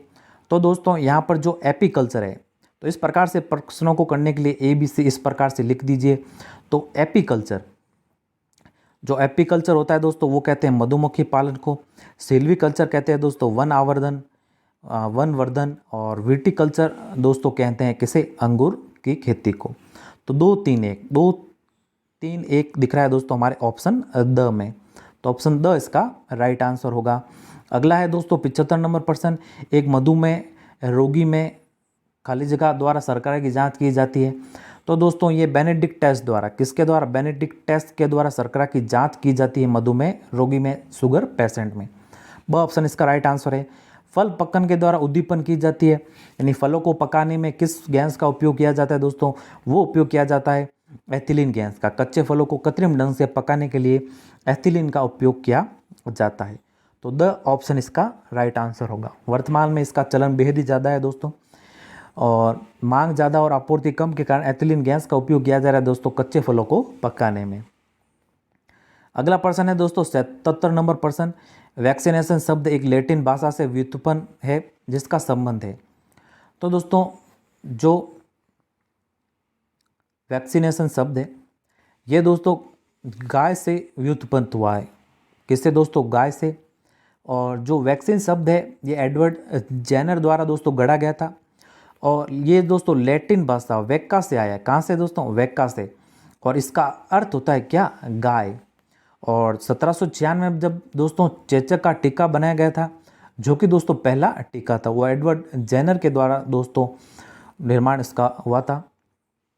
और वेक्का का अर्थ क्या होता है दोस्तों, गाय। तो ये जो वैक्सीनेशन शब्द है लैटिन भाषा के शब्द वेक्का से उत्पन्न हुआ है, जिसका अर्थ होता है दोस्तों गाय। तो ऑप्शन ब इसका राइट आंसर है। अगला है दोस्तों रडार सिस्टम के उपयोग में किए जाने वाले रेडियो तरंग किस प्रकार के तरंगों का उदाहरण है। ये भी अच्छा प्रश्न दोस्तों। तो जो रडार में उपयोग की जाती है तरंगे, तो ये है दोस्तों कौन सी, सूक्ष्म तरंगे। कौन सी तरंगे, सूक्ष्म तरंगे। तो अ ऑप्शन इसका राइट आंसर होगा। अगला है दोस्तों 79 नंबर प्रश्न, किस धातु को चाकू है दोस्तों, यहाँ पर थोड़ा मिसप्रिंट है, यहाँ पर भी चाकू से आसानी से काटा जा सकता है। तो किस धातु को दोस्तों चाकू से आसानी से काटा जा सकता है, इसे काटा जा सकता है दोस्तों किसे, सोडियम को। किसे, सोडियम धातु को आसानी से काटा जा सकता है चाकू से, जो कि अत्यंत क्रियाशील गैस होती है। यह दोस्तों ऑक्सीजन के संपर्क में जल के संपर्क में आने पर यह आग पकड़ लेती है, इसलिए इसको केरोसिन में डुबो कर रखा जाता है। तो अ ऑप्शन इसका राइट आंसर होगा। अगला है दोस्तों 80 नंबर प्रश्न, चूने में पानी मिलाने पर कौन सी गैस निकलती है। यह भी अच्छा प्रश्न दोस्तों। तो जब चूने में पानी मिलाया जाता है तो कौन सी गैस, कार्बन डाइऑक्साइड। कौन सी, कार्बन डाइऑक्साइड निकलती है। ब ऑप्शन इसका राइट आंसर होगा। अगला प्रश्न दोस्तों, भारतीय संविधान की कौन सी विशेष व्यवस्था इंग्लैंड से ली गई। तो ये भी अच्छा प्रश्न दोस्तों, पॉलिटी के प्रश्न शुरू होते हैं यहाँ से अब आपके। तो जो संसदीय प्रणाली है, कौन सी दोस्तों, संसदीय प्रणाली, ये इंग्लैंड से ली गई है। अ ऑप्शन इसका राइट आंसर होगा। अगला है दोस्तों 82 नंबर प्रश्न, 1922 में निम्नलिखित में से किसके द्वारा उद्गार व्यक्त किया गया कि भारतीय संविधान भारतीयों की इच्छा अनुसार होगा। या फिर ये कथन आए कि भारतीय संविधान भारतीयों की इच्छा अनुसार होगा। ये कथन किसने कहा, ये कथन कहा दोस्तों महात्मा गांधी जी ने। तो अ ऑप्शन इसका राइट आंसर है। अगला है 83 नंबर प्रश्न दोस्तों, भारतीय संविधान की 10वीं अनुच्छेद सूची किससे संबंधित है। तो जो भारतीय संविधान की 10वीं अनुसूची है वो है दोस्तों दल बदल कानून से संबंधित। किससे, दल बदल से। अ ऑप्शन इसका राइट आंसर है। अगला 84 नंबर प्रश्न दोस्तों, राजस्थान में शासन सचिवालय की स्थापना कब हुई। तो दोस्तों राजस्थान में शासन सचिवालय की स्थापना अप्रैल 1949 में हुई। ऑप्शन इसका राइट आंसर होगा 84 नंबर प्रश्न का। अगला दोस्तों 85 नंबर प्रश्न है, राजस्थान में अंतिम राष्ट्रपति शासन की अवधि क्या थी। तो सबसे पहले बात करें दोस्तों राजस्थान में राष्ट्रपति शासन की, तो राजस्थान में दोस्तों 4 बार राष्ट्रपति शासन लग चुका है। सबसे पहले बात करें अगर कि राष्ट्रपति शासन कब लगा था सबसे पहले, तो सबसे पहले दोस्तों लगा था 13 मार्च 1967 से 26 अप्रैल 1967 तक, जो कि 42 दिनों का था। तो सबसे पहले ये लगा था, ध्यान रखिएगा, ये सही उत्तर नहीं है इसका। दूसरी बार लगा था दोस्तों 29 अगस्त को। कब लगा, 29 अगस्त 1973 से 22 जून 1977 तक। तीसरी बार दोस्तों लगा आपके 16 मार्च 1980 से 6 जून 1980 तक। और जो चौथी बार लगा ये लगा दोस्तों 15 दिसंबर 1992 से 3 दिसंबर 1993 तक। तो हमें पूछा है दोस्तों जो हमारे चौथी बार है 15 दिसंबर 1992 से 3 दिसंबर 1993 तक। तो अ ऑप्शन इस प्रश्न का राइट आंसर होगा। राजस्थान में चौथी बार यानी जो अंतिम बार राष्ट्रपति शासन लगा था वो लगा था 15 दिसंबर 1992 से 3 दिसंबर 1993 तक। अगला है दोस्तों 86 नंबर प्रश्न, निम्नलिखित विकल्पों राज्य विधानसभा और सदस्य संख्या गलत युग्मक चुनिए। तो असम की बात करें यहाँ पर दोस्तोँ विधानसभा सदस्यों की संख्या कितनी है 126। बिहार में दोस्तों है 243, ये तो दोस्तों सही है। गुजरात में दोस्तों कितनी है 182। पंजाब में 150 नहीं है, ये है दोस्तों 117। कितनी है 117। अगला है दोस्तों पंचायती राज संस्थाओं के मध्यवर्ती स्तर एवं संबंधित राज्य में त्रुटिपूर्ण युग्म की या त्रुटिपूर्ण युग्म को पहचानिए। तो क्षेत्र पंचायत ये कहा जाता है दोस्तों उत्तर प्रदेश में। पंचायत समिति मध्य प्रदेश में नहीं, यहाँ पर दोस्तों कहा जाता है जनपद पंचायत। क्या जनपद पंचायत। तो यहाँ पर भी जो त्रिस्तरीय ढांचा है दोस्तों वो है दोस्तों ग्राम स्तर पर तो ग्राम पंचायत है, ब्लॉक स्तर पर जो मध्यवर्ती स्तर है वहाँ पर जनपद पंचायत हैं, और जिला स्तर पर दोस्तों जिला पंचायत है।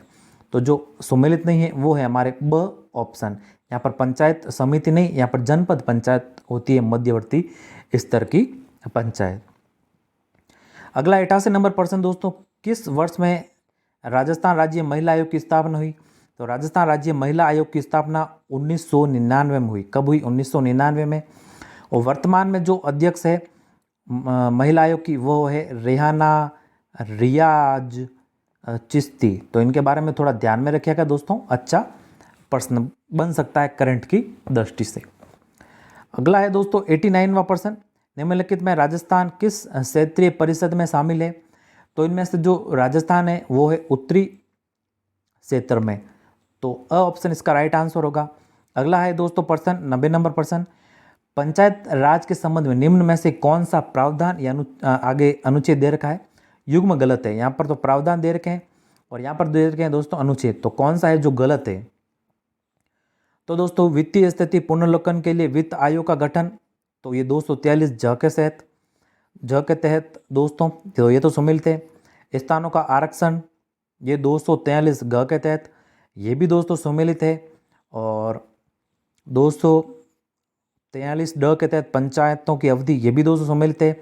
और पंचायतों का निर्वाचन नहीं, ये यहाँ पर गलत हो जाएगा। 243 क के तहत तो दोस्तों ग्राम सभा होगी, और निर्वाचन जो है वो है दोस्तों 243 आपके ट या फिर के, इंग्लिश में के है और हिंदी में आपके ट। तो जो द ऑप्शन है वो सुमेलित नहीं है। तो इसका सही उत्तर होगा हमारे 90 नंबर का द ऑप्शन। अगला है दोस्तों 91 नंबर प्रश्न, अच्छा प्रश्न ये भी। यहाँ से आपके गणित के प्रश्न थोड़े स्टार्ट होते हैं। सामान्य से गणित पूछी जाएगी दोस्तों, थोड़ा हार्ड लेवल के प्रश्न होंगे भी नहीं इसमें। तो ये आप अगर मॉडल पेपर कर लेते हो तो इन मॉडल पेपरों से ही आपका काम हो जाएगा। तो 91 नंबर मॉडल पेपर है दोस्तों, रमेश के वेतन में 20% की वृद्धि की जाती है और बढ़े हुए वेतन में 20% कम करने पर रमेश को कितने प्रतिशत का लाभ अथवा हानि होती है। तो इस प्रकार के प्रश्नों को करने के लिए हमेशा ध्यान रखिएगा दोस्तों। सीधा सा यहाँ पर क्या दे रखा है 20% वृद्धि और 20% कमी। तो दोस्तों ये प्रतिशत से संबंधित प्रश्न है। तो 20% वृद्धि हुई तो 100 पर 20 बढ़ा तो कितना बढ़ गया 120। इसके पश्चात क्या कह रहा है 20% की कमी हुई तो 100 पर 20 कम हुआ, यानी कितना कम हो गया 80। तो 120 गुणा 80 और बटा 100 से यहाँ पर भाग दे दीजिए। तो ये 2 जीरो से ये 2 जीरो कट के और 12 को 8 से गुणा किया तो आपके आगे 96। अब देखिए यहाँ पर 100 है, अब 100 से ये कितना कम है ये 4 कम है। तो हानि कितनी हुई 4 की, 4% की आपके यहाँ पर हानि हुई। अगर यहाँ पर अधिक आता तो क्या होता लाभ होता, और 100 से जितना भी अधिक आता उतना लाभ होता। तो आसानी से आप इस प्रकार के प्रश्नों को इस प्रकार से दोस्तों हल कर सकते हो, यानी कि वृद्धि इंटू कमी बटा 100। जितनी भी वृद्धि होती है उसको 100 पर बढ़ा दीजिए। यहाँ पर देखिए 20 की वृद्धि हुई तो 120 कर दिया मैंने, 100 पर बढ़ा दिया। यहाँ पर 20 की कमी हुई तो कम कर दिया 80 कर दिया बटा 100 करके काट के दोस्तों हल किया तो 96 आया। अब 96 में भी 100 में यहाँ पर कितना कम है, 4 की, तो 4% की हानि हुई। ऑप्शन इसका राइट आंसर होगा 91 नंबर प्रश्न का। अगला प्रश्न है दोस्तों 92 नंबर प्रश्न।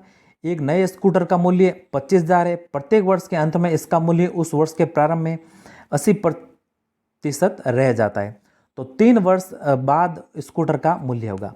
अब ध्यान रखिए दोस्तों, इस प्रकार के प्रश्नों को भी करने के लिए ध्यान रखिए।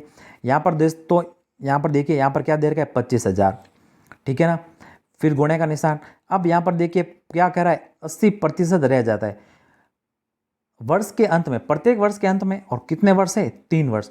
प्रत्येक वर्ष के अंत में इसका क्या रह जाता है, 80% रह जाता है।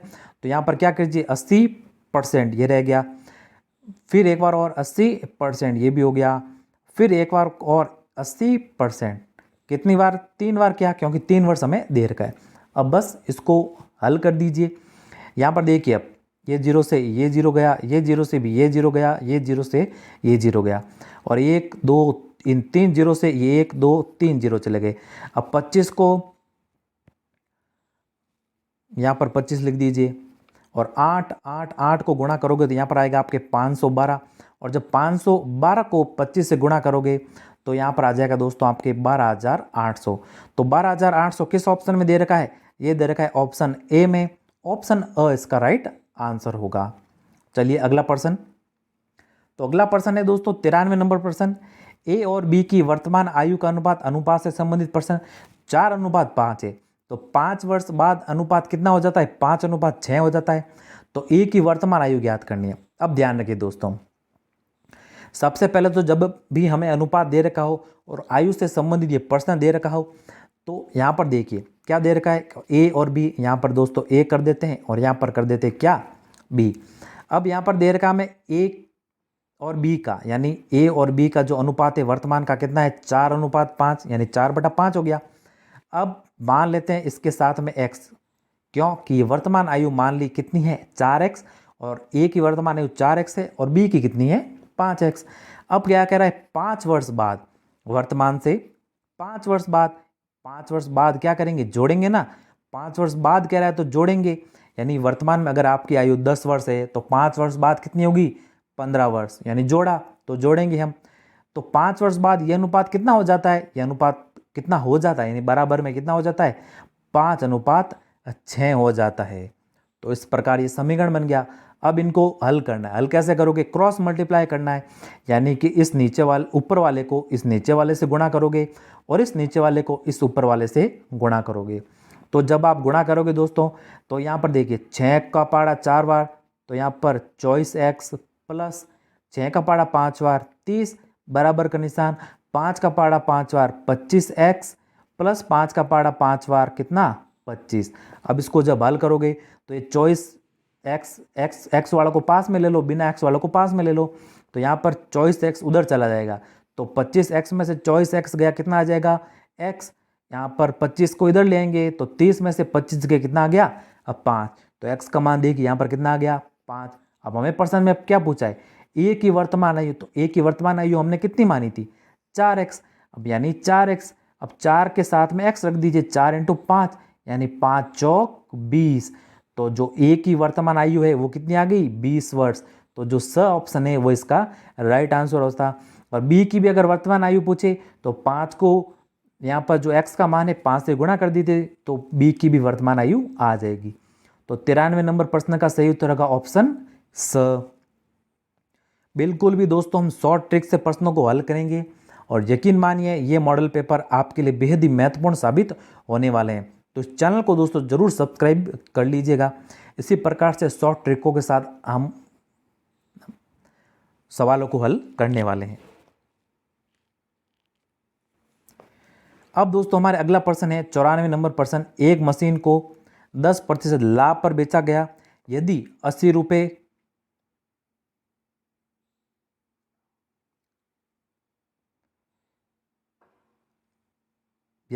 रुपये कम में बेचा जाता तो विक्रेता को 10% की हानि होती।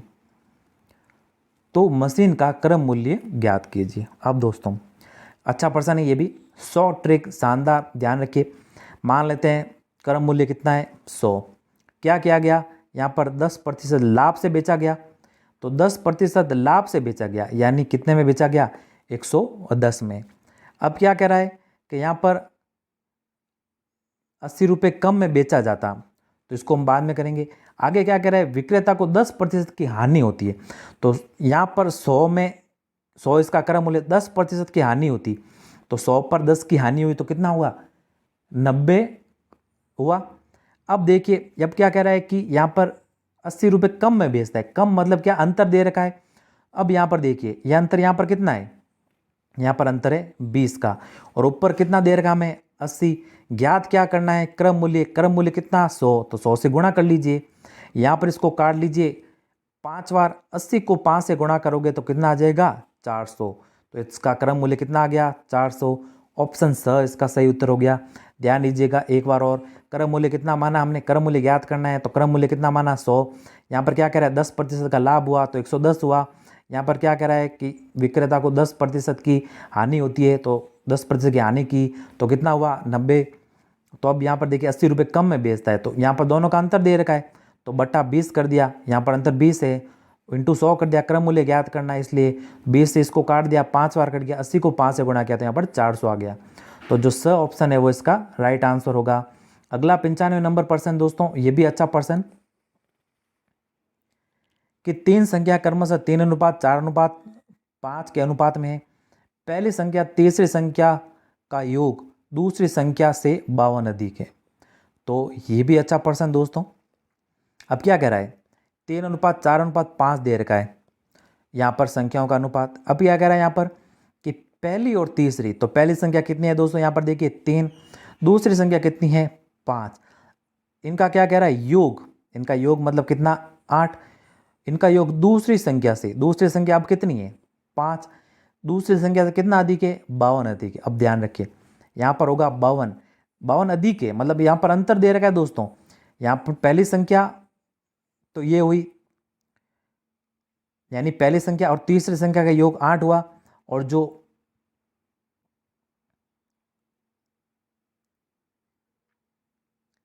पहली संख्या और तीसरी संख्या का योग हुआ ये यहाँ पर 8, और हमारे दे रखा है दूसरी संख्या, यहाँ पर दूसरी संख्या 4 है, ध्यान रखिएगा 5 नहीं दोस्तों, यहाँ पर 4 होगा। कितना होगा 4, ध्यान रखिए। एक बार वापस हल करेंगे इसको शुरू से। प्रश्न दे रखा है कि 3 संख्या क्रमशः 3, 4 और 5 के अनुपात में, पहली और तीसरी, तो पहली संख्या कितनी है दोस्तों 3, तीसरी संख्या कितनी है 5, पहली और तीसरी संख्या का योग कितना है 8, यहाँ पर 8 लिख दिया। फिर कह रहा है दूसरी संख्या, दूसरी संख्या यहाँ पर देखिए ध्यान दीजिए 4 दे रखा है, हमने 5 लिख दिया था शुरू में, इसके लिए माफ़ी चाहूँगा दोस्तों। तो दूसरी संख्या यहाँ पर 4, दूसरी संख्या से कितना 52 अधिक है, तो दूसरी संख्या यहाँ पर 4, तो यहाँ पर कितना 52 अधिक है यहाँ पर, यानी इन दोनों का अंतर कहा हमें, तो 8 में से 4 गया कितना आ गया 4। अब तो सबसे बड़ी संख्या याद कीजिए, तो सबसे बड़ी संख्या यहाँ पर कितनी है देखिए 5 है, तो यहाँ पर 5 से गुणा कर लेंगे, तो 4 को इससे काटोगे तो 13 आ गया, और 13 को जब 5 से गुणा करोगे तो 13 पंजे 65, तो 65 दे रखा है हमारे ऑप्शन ब में, तो ऑप्शन ब इसका राइट आंसर होगा। तो इस प्रकार से शॉर्ट ट्रिक से आप हल करोगे तो दोस्तों आसानी से आपके हल हो जाएंगे। अगला प्रश्न दे रखा है दोस्तों में 96 नंबर प्रश्न, यदि Q, यहाँ पर थोड़ा यहाँ पर भी मिसप्रिंट है दोस्तों, P अनुपात Q है, ध्यान रखिएगा यहाँ पर केवल Q दे रखा है, यहाँ पर P अनुपात Q है। क्या है P अनुपात Q, कितना दे रखा हमें 3:4, कितना दे रखा है 3:4, और Q अनुपात R दे रखा है, वो दे रखा है 8:9। तो R अनुपात P ज्ञात करना है। तो इस प्रकार से प्रश्नों को कैसे हल करोगे, सबसे पहले यहाँ पर लिख दी P, फिर Q, फिर R। देखिए यहाँ पर P Q कितना दे रखा है 3, 4, यहाँ पर P है, ध्यान रखिएगा P Q अनुपात कितना दे रखा है 3, 4, और Q R, अब यहाँ पर Q R है, तो यहाँ पर तो हम लिख नहीं सकते कि, तो क्या करेंगे यहाँ पर एक नीचे लिखेंगे, तो Q R कितना 8, और यहाँ पर दे रखा है 9। अब जो भी ये खाली जगह है इसके पास 4 है, तो पड़ोस में खाली है तो 4 लिख दो, यहाँ पर खाली है कितना है 8 है, तो यहाँ पर 8 लिख दो। अब क्या करना है, इनको गुणा करना है, ऊपर ऊपर गुणा करना है। 8 को 3 से गुणा किया तो कितना आ गया दोस्तों 24, फिर 8 को 4 से गुणा किया 8 चौक 32, फिर 9 को 4 से गुणा किया 9 चौक 36। यहाँ पर देखिए 24, 32 और 36 आ गया। अब देखिए हमें क्या पूछा है, आर अनुपात पी। अब देखो यहाँ पर पी क्यू ये आर आ गया। अब हमें आर अनुपात पी पूछा है, तो आर कितना है दोस्तों 36। यहाँ पर लिख रहा हूँ दोस्तों, ध्यान रखिए, यहाँ आर कितना है 36 और पी कितना है 24। तो इनको आपस में काट लीजिए, यहाँ पर आ जाएगा 3 और यहाँ पर कितना आ जाएगा 4, सॉरी 2, 3 और 2। जब इनको काटोगे, काटना का मतलब क्या हुआ दोस्तों, यानी कि कोई भी पाड़ा जिसमें कितनी बार आता है, तो 12 के पाड़े में 12 या 36 और 24 आता है 2 बार, तो 3:2। तो यहाँ पर जो अनुपात दे रखा है हमारे 3:2, ये दे रखा ऑप्शन ए में, तो ऑप्शन ए इसका राइट आंसर होगा। अब अगला प्रश्न है दोस्तों 97 नंबर प्रश्न। एक दुकानदार को 30 रुपये प्रति किलोग्राम चावल 40 रुपये प्रति ग्राम चावल के साथ किस अनुपात में मिलाया जाए कि मिश्रण 33 रुपये प्रति किलोग्राम हो जाए। तो यहाँ पर तो दे रखे दोस्तों एलिगेशन मेथड से इसको हल करेंगे। यहाँ पर 30 रुपये प्रति किलोग्राम चावल को 40 रुपये प्रति किलोग्राम चावल में यहाँ पर दे रखा है क्या कि किस अनुपात में मिलाया जाए कि मिश्रण का मूल्य, यहाँ पर मिश्रण का मूल्य कितना हो जाए 33 हो जाए। ध्यान दीजिएगा दोस्तों, वापस यहाँ पर लिख रहा हूँ कि एक दुकानदार 30 रुपये प्रति किलोग्राम चावल और 40 रुपये प्रति किलोग्राम चावल को किस अनुपात में मिलाया जाए कि इनका मिश्रण का मूल्य 33 रुपये प्रति किलोग्राम हो जाए। तो दोस्तों यहाँ पर 30 रुपये चावल हो गया और यहाँ पर 40 रुपये वाला चावल हो गया। मिश्रण को दोनों को किस अनुपात में मिला जाए कि 33 रुपये प्रति किलोग्राम में हो जाए। तब यहाँ पर देखिए, अब इसको क्रॉस में हम घटाएंगे, यानी 40 में से 33 गया, कितना आ गया 7। 30 में से या 33 में से 3 गया, कितना आ गया 33 में से 30 गया, कितना आ गया दोस्तों 3। तो 7:3, यही हमारा उत्तर है। बस इस प्रकार से आप हल कर सकते हो। तो अ ऑप्शन इसका राइट आंसर होगा। अगला 98 नंबर प्रश्न दोस्तों, 6000 पर 6% वार्षिक दर से 8 माह का साधारण ब्याज तथा मिश्र धन ज्ञात कीजिए। तो अब देखिए दोस्तों, आसान सा ये भी प्रश्न। तो सरल ब्याज हमारे ये दे रखा है, साधारण ब्याज ज्ञात करना। तो साधारण ब्याज जानते हैं आप दोस्तों, मूलधन कितना दे रखा है 6000 इंटू दर 6 इंटू समय दे दिए दोस्तों यहाँ पर 8 माह दे रखा है। तो हमें दोस्तों वर्ष में ज्ञात करना था, 8 माह दे रखा है, तो 8 बटा हमें क्या करना पड़ेगा 12, क्योंकि एक वर्ष में कितने महीने होते हैं 12 बटा में 100। मूलधन इंटू दर इंटू समय बटा 100। 2 जीरो से आप इन 2 जीरो को काट लीजिए, 6 से इसको 2 बार काट लीजिए, 2 से इसको 4 बार काट लीजिए। तो यहाँ पर दोस्तों आपके जब 60 को आप 4 से गुणा करोगे तो 240 इसका ब्याज आ जाएगा। और जो मिश्रधन होगा, मिश्रधन होता है दोस्तों मूलधन प्लस ब्याज। तो मूलधन कितना है दोस्तों 6000 प्लस ब्याज कितना है 240, तो मिश्रधन कितना हो गया 6240। वो इसका सही उत्तर है। ये दर का हमारे ऑप्शन ए में, तो अ इसका सही उत्तर होगा 98 प्रश्न का। अगला प्रश्न दोस्तों, 3 के प्रथम 5 गुणजों का औसत कितना है। तो ये औसत का प्रश्न दोस्तों, तो 3 के प्रथम 5 गुणज कौन से हैं, 3 एकम 3, 3 दूनी 6, 3 तिया 9, 3 चौक 12 और तीनों पंजे दोस्तों 15। ये हो गए हमारे 5 गुणज बटा 5। इनको जोड़ोगे तो दोस्तों आ जाएगा 45 बटा में 5। तो 45 बटा 5 करोगे तो यहाँ पर उत्तर हो जाएगा आपके 9। ठीक है ना दोस्तों, जितनी भी संख्या होती है उसको 5 से भाग देना है, और उसी संख्या से दोस्तों भाग देना है जितनी भी संख्या होती है। तो हमारे 3 की गुणज यहाँ पर 5 संख्या है, तो इनको जोड़ा और 5 का भाग देते, तो हमारे उत्तर आ गया 9। तो प्रथम 3 के प्रथम 5 गुणा का उत्तर कितना है 9, तो ऑप्शन द में है इसका राइट आंसर। अगला है दोस्तों प्रश्न, यहाँ पर ये संक्रिया दे रखी है। तो यहाँ पर सबसे पहले तो देखिए यहाँ पर समीकरण दे रखा है, तो 3 गुणा 4 प्लस 5 भाग 1। अब दे रखा है क्या, गुणा को प्लस लिखा जाता, तो सबसे पहले तो 3 लिखेंगे, तो गुणा को प्लस, तो यहाँ पर गुणा दे रखा है, इसको प्लस लिखा जाता तो ये प्लस लिख दिया, फिर 4 कर दिया। फिर क्या कह रहा है, प्लस को माइनस लिखा जाता तो फिर प्लस की जगह माइनस कर दिया, तो माइनस, फिर 5 लिख दिया। फिर क्या कह रहा है, माइनस को भाग लिखा जाता है, तो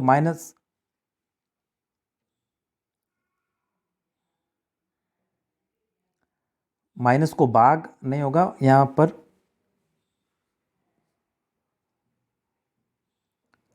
यहाँ पर थोड़ा मिसप्रिंट होगा सवाल में, यहाँ पर भाग की जगह माइनस होगा, तो माइनस को भाग लिखा जाता है, तो यहाँ पर माइनस है तो माइनस को भाग लिखेंगे, तो ये भाग 1। तो अब देखिए दोस्तों 3 को 4 में प्लस फिर माइनस फिर भाग, यहाँ पर जो भी चिन्ह दे रखे होते हैं उसका हमने यहाँ पर लिख दिया। यहाँ पर ध्यान रखिएगा दोस्तों कि थोड़ा यहाँ पर भाग की जगह क्या है, माइनस है, क्या है, माइनस, क्योंकि यहाँ पर दे रखा है कि माइनस को भाग में लिखा जाता है, तो यहाँ पर थोड़ा मिसप्रिंट है। वापस सवाल को लिख रहा हूँ, 3 गुणा 4 प्लस 5 माइनस यहाँ पर 1 है, ना कि यहाँ पर भाग है, थोड़ा ध्यान में रखिएगा। तो 3 गुणा को प्लस, यहाँ पर गुणा को प्लस लिख दिया, फिर 4, फिर प्लस को माइनस, तो यहाँ पर माइनस, फिर 5, फिर माइनस को भाग, तो ये माइनस को ये भाग। फिर ध्यान रखिएगा एक बोर्ड मास नियम होता है जिसे हम बीडी मास भी कहते हैं। उस नियम के आधार पर सबसे पहले तो ब्रैकेट खुलता है, फिर उसके बाद डिवाइड होता है। तो सबसे पहले हम दोस्तों इसमें क्या करेंगे, भाग देंगे।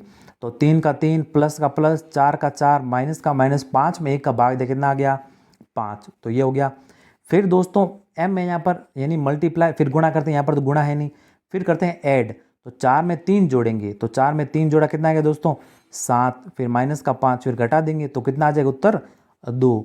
तो यहाँ पर जो हमारे ऑप्शन ए में 2 उत्तर है वो इसका सही उत्तर होगा। तो इस प्रकार दोस्तों हमने इस मॉडल पेपर के 100 प्रश्नों को हल किया, और ये आपके पहला मॉडल पेपर था। थोड़ी स्पीड से दोस्तों हल किया क्योंकि समय थोड़ा हमारे पास कम ही रह जाता है। अगर दोस्तों हल करेंगे तो थोड़ा ज़्यादा समय लग जाएगा, और आप भी रिवीजन करते रहिए। अब रिवीजन का वैसे समय नहीं है दोस्तों, अब समय है तो केवल मॉडल पेपरों को हल करना, और जो भी पुराने प्रश्न पूछे गए हमारी परीक्षा में उनको हल करना। और इस चैनल के माध्यम से आप पुराने प्रश्नों को भी देख सकते हैं, मॉडल पेपर भी आपके लिए अपलोड होते रहेंगे। और भले आप किसी भी परीक्षा की तैयारी कर रहे हैं उसमें लिए आपके लिए अड्डा MCQ जीके चैनल जरूर महत्वपूर्ण साबित होगा। तो इस चैनल को अभी तक भी आपने सब्सक्राइब नहीं किया तो चैनल को जरूर सब्सक्राइब करें, आपके लिए परीक्षा तक मॉडल पेपर आते रहेंगे। तो धन्यवाद दोस्तों, उम्मीद है कि ये वीडियो आपको पसंद आया होगा, मॉडल पेपर का वीडियो। अगर पसंद आया तो इस वीडियो को लाइक करें, शेयर करें अपने दोस्तों के साथ। अगर इस चैनल पर नए हैं तो चैनल को जरूर सब्सक्राइब करें। मिलते हैं जल्दी हमारे नए वीडियो में कुछ ऐसे नए महत्वपूर्ण प्रश्नों के साथ। तब तक के लिए वंदे मातरम।